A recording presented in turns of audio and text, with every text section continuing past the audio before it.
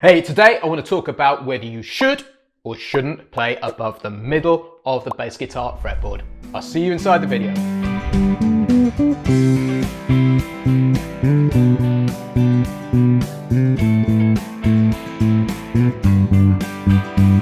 Hey guys, it's James here from eBassGuitar. Now today I want to talk about this expression or saying that I've heard bandied around the bass world a ton over the years, which is don't play above the middle of the bass guitar fretboard.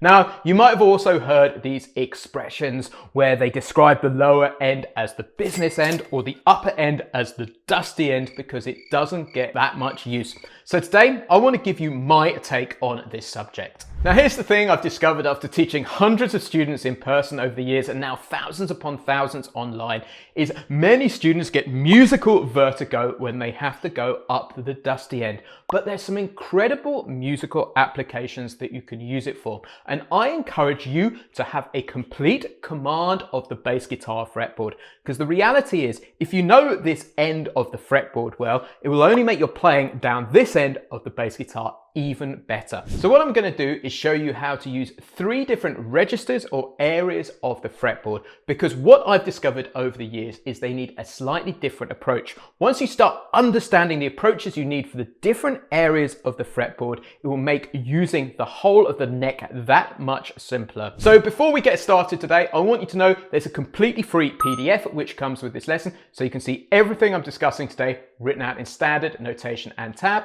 There's a link in the description below. So I'm going to show you how to approach the 3 different areas of the neck. But if I was to give you some ballpark advice, I would say spend 50% of your time down in the business end, 40% in the middle of the fretboard, then 10% up in the upper register. Now, this is total catch-all advice here, but really most players want to hear you in this register of the instrument, which is where this fundamental piece of advice comes from. But never ignore this top end. The most important thing is to always serve the song. Make sure you play the thing which is most musically appropriate. Just listen to players like John Deacon on Only the Good Die Young, and you'll hear some masterful playing up the top end of the fretboard. So let's get going and talk about how to use this area of the fretboard. So the upper register of the fretboard I love to use for creating sparse, really melodic bass lines like this one here.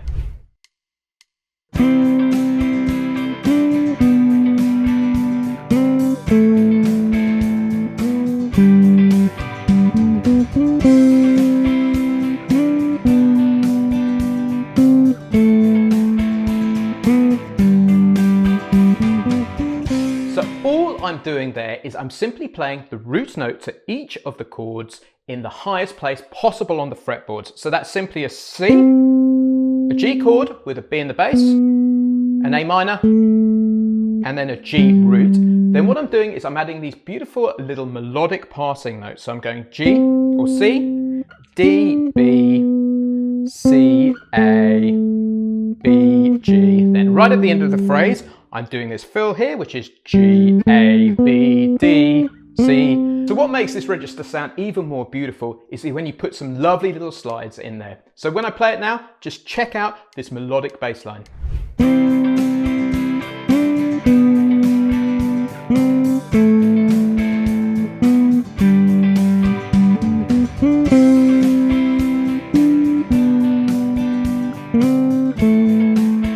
So how do we approach playing in the middle of the fretboard now? So we're going to take the basic phrase that we had before and we're going to add some more weight or groove into it so it has more body. So this is the original bass line.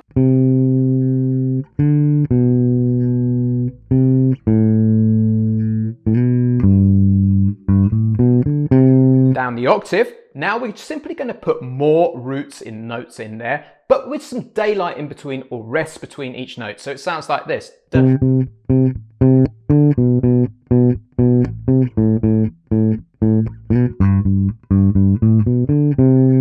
what I'm going to do now is I'm going to play that phrase with the backing track so you can hear it in context.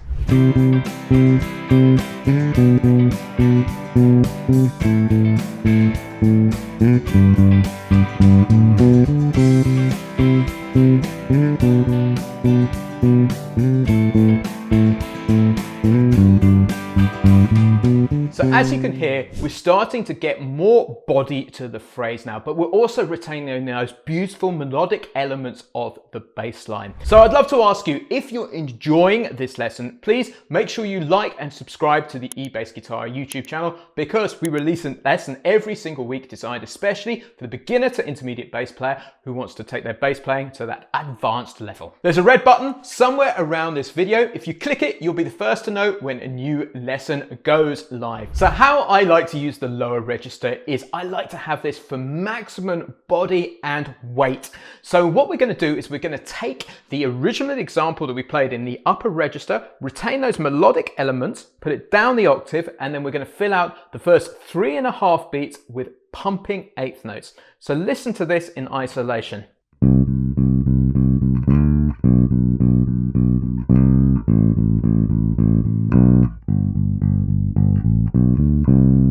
So what you're going to notice is each phrase is fundamentally the same, whether it's in the upper octave, the middle octave, or the lower octave, but we're adding more notes to it so it has more power. So I'm going to play that in isolation with the backing track so you can hear it in context.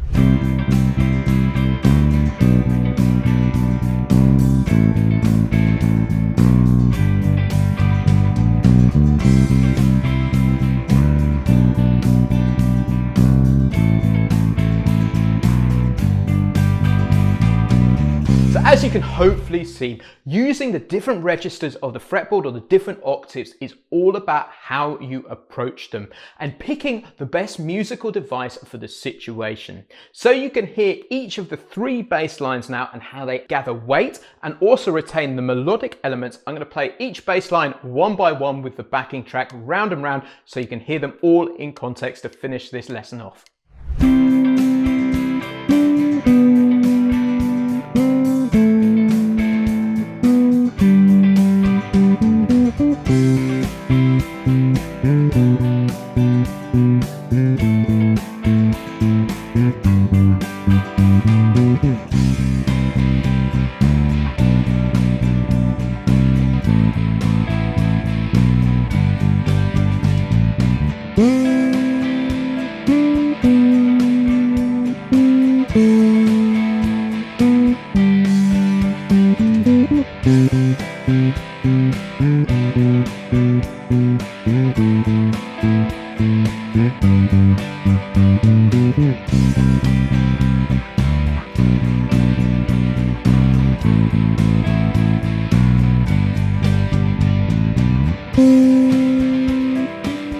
So you should have my take on whether to play above the middle of the bass guitar fretboard. Yes, absolutely. Enjoy every single fret on the instrument because there's wonderful music to be made using absolutely all of them. Now, speaking of that, if you want to push your bass guitar playing forward and go from the very beginnings of playing the bass guitar all the way up to that advanced level, make sure you jump over to eBassGuitar.com and check out the Bass Lab Plus. This is a step-by-step program designed especially for beginner to intermediate bass players and beyond. There's a link in the description below where you can try it out free for 14 days.